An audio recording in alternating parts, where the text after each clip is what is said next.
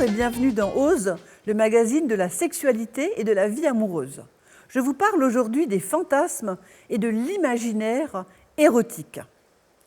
Alors qu'est-ce que l'érotisme ? C'est ce qui a trait à l'excitation de l'amour physique et de la recherche variée de l'excitation sexuelle. Contrairement à la sexualité, qui se résume parfois à un acte purement coïtal de reproduction, sans imagination aucune, l'érotisme confère imagination, créativité et volupté lors d'un rapport. C'est un art du désir et du développement du plaisir, c'est un art typiquement humain de la jouissance au sens propre et figuré. Alors certaines personnes sont douées pour amener de la fonction érotique dans leur couple et d'autres le sont nettement moins. Il est dommage de baisser les bras et de se contenter d'une sexualité en finalement banale et répétitive, car l'érotisme s'apprend et se cultive.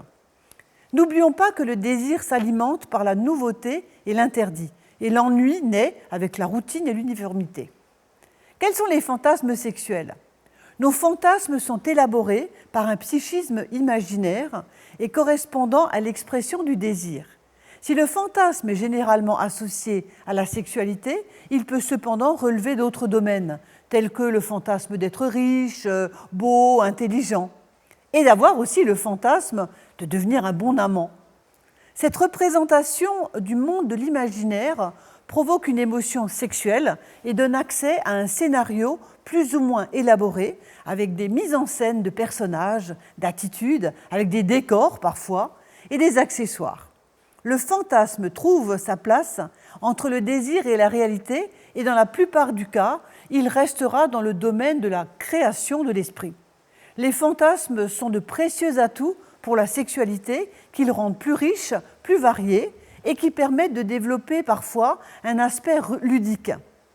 Les personnes en panne de fantasmes finissent par vivre des relations appauvries en matière de relations amoureuses, ennuyeuses, et il leur est conseillé d'enrichir cette sphère de l'imagination sur un plan individuel ou un plan du couple.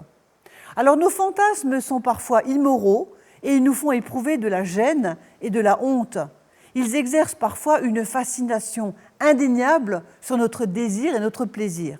Ils se transforment en petites histoires que nous connaissons bien et que nous améliorons intimement au fond de nous pour les rendre encore plus croustillantes et émoustillantes.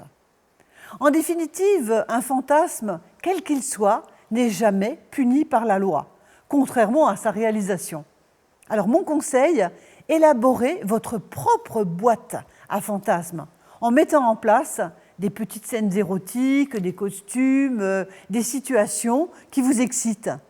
Un peu comme au théâtre, un théâtre imaginaire. Chacun a son rôle, et une fois les enfants couchés, le salon se transforme en un donjon érotique. Il suffit d'essayer pour l'adopter. Alors rendez-vous la semaine prochaine, nous allons oser parler de la notion de rester jeune. À bientôt.